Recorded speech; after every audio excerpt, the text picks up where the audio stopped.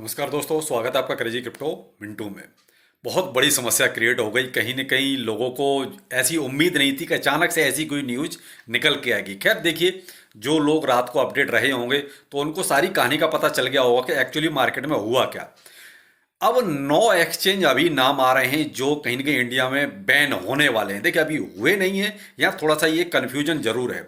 अभी तक जितनी भी खबर निकली है उसके अकॉर्डिंग अगर हम देखें तो अभी इनको क्या है, 9 एक्सचेंजों को सो कॉज नोटिस दिया गया है कि भाई अभी तक आपने जो है एफआईयू के साथ रजिस्ट्रेशन क्यों नहीं कराया है। अब अगर ये रजिस्ट्रेशन करा लेते हैं तो मे भी सब कुछ नॉर्मल हो जाएगा, फिर ज़्यादा कोई प्रॉब्लम नहीं आएगी। अगर इन एक्सचेंजों ने एक तरह से आप अगर सीधी भाषा में कहें तो इंडियंस जो रूल्स एंड रेगुलेशंस हैं जो सरकार के अंडर आते हैं, अगर वो करेंगे तो ठीक। अगर एक्सचेंज इस चीज़ को नहीं मानते तो फिर पूरी तरीके से ब्लॉक इनको कर दिया जाएगा। हाँ, वो कंडीशन जरूर हमारे लिए बहुत ही दुखदाई होगी, थोड़ी टेंशन वाली होगी, क्योंकि अब अभी तक जितना भी ट्रेड हो रहा है वो सारा का सारा इंटरनेशनल एक्सचेंजों पर ही ट्रेड हो रहा है। देखिए, इंडियन एक्सचेंजों पर कोई ट्रेड नहीं करता। यहाँ थोड़ा बहुत आदमी ने अपना इन्वेस्ट करके छोड़ रखा है, लेकिन ट्रेडिंग सारी की सारी इंटरनेशनल एक्सचेंजों पर हो रही थी। और यही सबसे बड़ी प्रॉब्लम थी, क्योंकि सरकार का टीडीएस सारा का सारा बाहर था।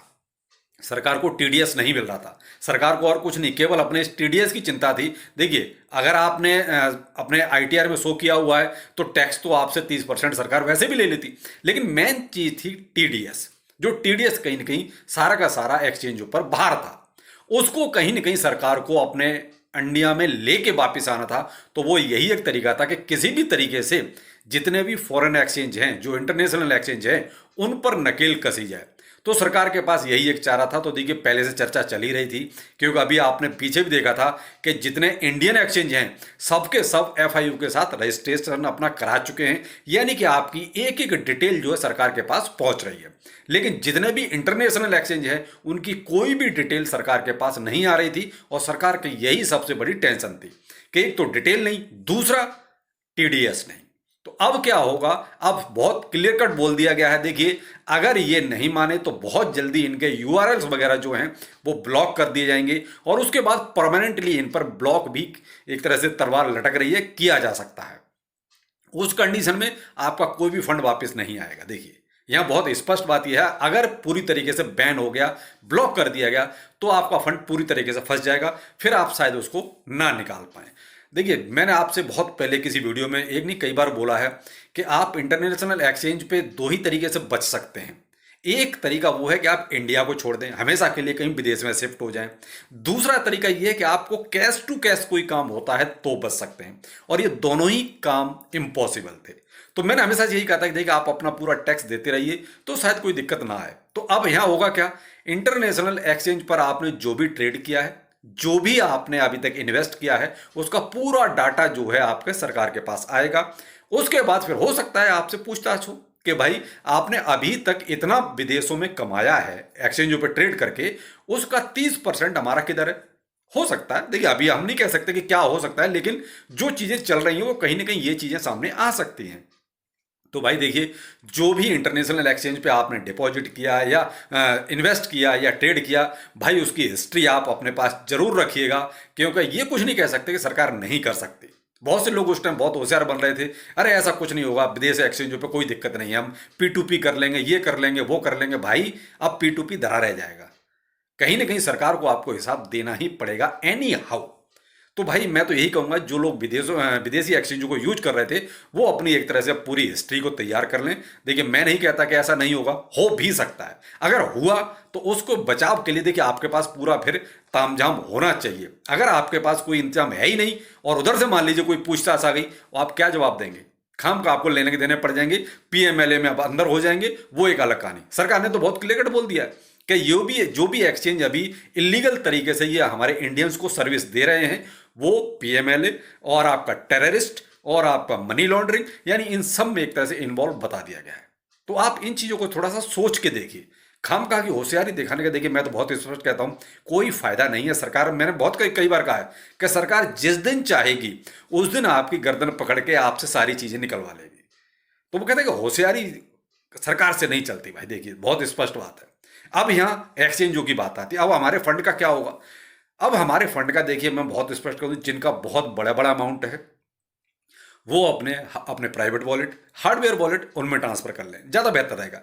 या जिनका थोड़ा अमाउंट है तो भाई अपने इंडियन एक्सचेंज पर वापस आ जाइए, जिससे कम से कम अभी बैन नहीं हुआ है, लेकिन अगर बैन हो गया तो उससे बचने के लिए आपके पास यही एक तरीका है।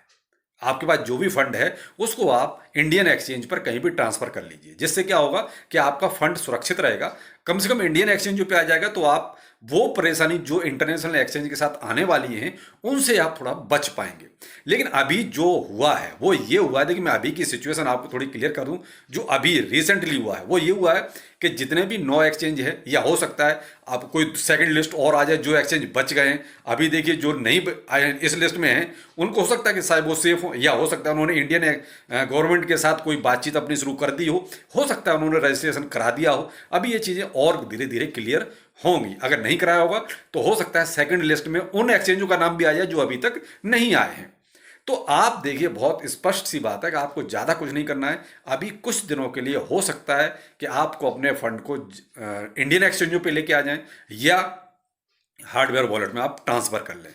क्योंकि आपने एक रिसेंटली पीछे भी देखा है, टिकटॉक को पूरी तरीके से बैन कर दिया। क्यों? उसने भारत सरकार की चीज़ें एक तरह से गाइडलाइंस को नहीं माना। तो वही कंडीशन यहाँ भी क्रिएट हो सकती है। ये एग्जांपल मैंने अभी पीछे भी एक एग्जाम उसमें दिया था, बहुत क्लियर कट, टिकटॉक वाला ही मैंने आपको एग्जांपल दिया था। तो अभी क्या है, यहाँ यूआरएल को ब्लॉक किया जा सकता है। उसके बाद क्या है, आप एक्सेस ही नहीं कर पाएंगे। जब एक्सेस नहीं कर पाएंगे तो फिर आप यूज कैसे करेंगे? भाई आपके पास यूआरएल होगा तभी तो आप कोई चीज़ यूज कर पाएंगे। तो जब यूज ही नहीं कर पाएंगे, एक तरह से यहाँ से प्लेटफॉर्म से हटा ही दिया जाएगा, मान लीजिए प्ले स्टोर से या आईओएस से, तो फिर आप कहाँ से उस चीज़ को यूज करेंगे? तो इसलिए भाई जो भी फंड है कुछ दिनों के लिए ऐसा कर लीजिए। बाद में अगर मान लीजिए इन सब ने धीरे धीरे इंडियन गवर्नमेंट के रूल्स रेगुलेशन के हिसाब से यहाँ रजिस्ट्रेशन करा लिया, फिर तो कोई प्रॉब्लम नहीं। फिर तो आपको सिर्फ टैक्स देना है, टीडीएस देना है, और बात खत्म। फिर तो सारा रफा दफा हो गया। लेकिन जब तक ऐसा नहीं होता है बहुत से एक्सचेंज नहीं मानेंगे। और ऐसा नहीं कि इंडिया में पहली बार हो रहा है, इससे पहले अमेरिका में ये चीज़ें चल रही हैं। भाई अमेरिका में तो बहुत से एक्सचेंज वहाँ काम नहीं करते। क्यों? वो अमेरिका के रूल्स एंड रेगुलेशन को नहीं मानते, और जो वहाँ एक्सचेंज काम कर रहे हैं वो अमेरिका के रूल्स एंड रेगुलेशंस के हिसाब से कर रहे हैं। जापान में ऐसा हो चुका है, यूके में ऐसा हो चुका है। तो भाई देखिए फिर इंडिया में देर से ही सही होना तो था। तो वो चीज़ देखिए आप सामने आ गई है। दूसरा भाई देखिए, दिमाग से वो चीज़ बिल्कुल निकाल दीजिए कि हम टैक्स बचाएंगे या हम टीडीएस बचाएंगे, इंटरनेशनल एक्सचेंज पे P2P करके ये सब बचा लेंगे। तो दिमाग से वो सारी चीज़ अब निकाल दीजिए। आपको टैक्स देना है, टीडीएस देना है, तो इसलिए सीधे सीधे आप लाइन पे आ जाइए भाई। मैं तो यही आपसे एक रिक्वेस्ट कर सकता हूँ, क्योंकि खामखा की होशियारी में होता क्या है, हम अपना ही नुकसान करा बैठते हैं। अब यहाँ पता है दिक्कत क्या है? दिक्कत यहाँ ये आ रही है कि क्या सरकार पीछे का भी सारा रिकॉर्ड मांगेगी क्या? भाई देखिए जिन्होंने रजिस्ट्रेशन करा दिया उनसे तो पूरा सरकार मांग सकती है। अब जिन एक्सचेंजों ने कह दिया भाई इंडिया के हमें रजिस्ट्रेशन कराने नहीं है, इंडिया के यूजर चाहे काम करें या ना करें, तो भाई हो सकता है ऐसे एक्सचेंजों से कोई दिक्कत ना हो। लेकिन मान लीजिए बाइनेंस ने इंडिया के साथ रजिस्ट्रेशन करा दिया, तो भाई साहब बाइनेंस के साथ तो जितना भी डाटा है सारा का सारा निकल के बाहर आ जाएगा। और फिर हो सकता है सरकार कहे भाई ठीक है पीछे 5 साल का सारा डाटा दो, तो 5 साल का रिकॉर्ड तो आपके पास भी नहीं होगा। तो वो सिचुएशन बहुत ही थोड़ा टिपिकल हो जाएगी। लेकिन देखते हैं क्या होता है, अभी वक्त है और जो भी है देखते हैं। हम तो यही कह सकते हैं भाई आपके पास जितना भी डाटा है उसको आप अपना एक सेव कर लीजिए। बाई चांस कभी भी सरकार कुछ भी मांग सकती है अगर ऐसी सिचुएशन आई तो। अब देखते हैं क्या होता है भाई। अभी तो देखिए इन्होंने एक सोकोस नोटिस दिया है।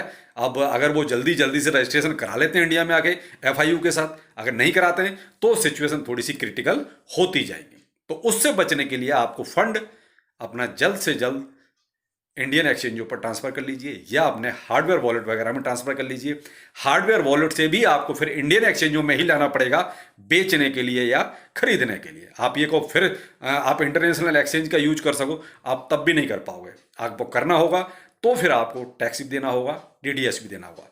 तो मैं तो यही कहूँगा कि अभी ज़्यादा डरने की जरूरत नहीं है, लेकिन जो भी चीज़ें अपडेट चल रही हैं उनसे आप अपडेट रहिए। दूसरा, ट्विटर टेलीग्राम को ज्वाइन कर लीजिए जिससे कि आपको रिसेंट की तुरंत खबर मिल सके। तो देखिए ट्विटर पे जो लोग अपडेट थे उनको रात ही मैंने अपडेट ये सारे क्लियर कर दिए थे। एक छोटा सा वीडियो आपके लिए थोड़ा तसल्ली के लिए अर्न विद रोहितास चैनल पर ही मैंने रात को ही 12 बजे के आसपास आपको अपलोड करके दिया था। ये डिटेल में वीडियो थोड़ा इसलिए बनाना पड़ा कि आपको थोड़ा सा और क्लियर कर दिया जाए कि एक्चुअली क्या हो सकता है। तो इस वीडियो में आपकी सारी प्रॉब्लम मुझे लगता है क्लियर हो गई होंगी। बस आपको इतना ही करना है कि आप दिमाग से वो सारी चीज़ें निकाल दीजिए कि हम टैक्स बचा सकते हैं या टीडीएस बचा सकते हैं। रही बात मार्केट की, तो देखिए मुझे नहीं लगता कि मार्केट में बहुत ज़्यादा कुछ पैनिक आने वाला है इससे। मार्केट में थोड़ा बहुत अप एंड डाउन हो सकता है, लेकिन बहुत ज़्यादा की उम्मीद ऐसी नहीं कि मार्केट क्रैश करेगा, क्योंकि फंड बेचा नहीं जा रहा है, फंड को ट्रांसफर किया जा रहा है। तो इसलिए यहाँ आप ये कहो कि मार्केट क्रैश कर जाएगा, तो वो उम्मीद नहीं है, ज़्यादा की उम्मीद नहीं है। थोड़ा बहुत 19-20 तो देखिए वो चलता है, उसकी दिक्कत नहीं है। ये होता तब है, मार्केट क्रैश तब होता है जब अनाप शनाप तरीके से बेच दिया जाए, तो यहाँ बेचा नहीं जाएगा। और इंडियन के पास देखिए, मैं आपको बहुत स्पष्ट बोलूँ, बीटीसी, इथेरियम या बीएनबी बहुत बड़ी बड़ी संख्या में नहीं है भी। तो जो सिट कॉइन्स या मीम कॉइन्स हैं या थोड़े फंडामेंटली थोड़े मजबूत कॉइन्स हैं, वो होल्डिंग्स ज़्यादा हैं। बीटीसी की होल्डिंग्स कम है इंडियंस के पास, इथेरियम की होल्डिंग्स कम है, बीएनबी की होल्डिंग्स कम है। तो इसलिए देखिए यहाँ मार्केट कैप भी उन्हीं के ज़्यादा है। तो इसलिए मार्केट में आप ये कहो कि पैनिक आएगा, बहुत ज़्यादा क्रैश हो जाएगा, नहीं, उसकी उम्मीद नहीं है। बहुत कम, मामूली सा 19-20 हो सकता है, उसकी मुझे बहुत ज़्यादा उम्मीद नहीं है, क्योंकि फंड बेचा नहीं जा रहा, केवल ट्रांसफर किया जा रहा है। तो आप इस चीज़ को थोड़ा सा सोच समझ के चलें। बाकी मैंने आपको सारे डाउट्स जो है इसमें क्लियर कर दिए हैं। बाकी अलर्ट रहिए, ट्विटर टेलीग्राम को ज्वाइन कर लीजिए, जिससे कम से कम आपको अपडेट मिलता रहे। तो चलिए फिर मिलते हैं किसी नए अपडेट के साथ। नमस्कार।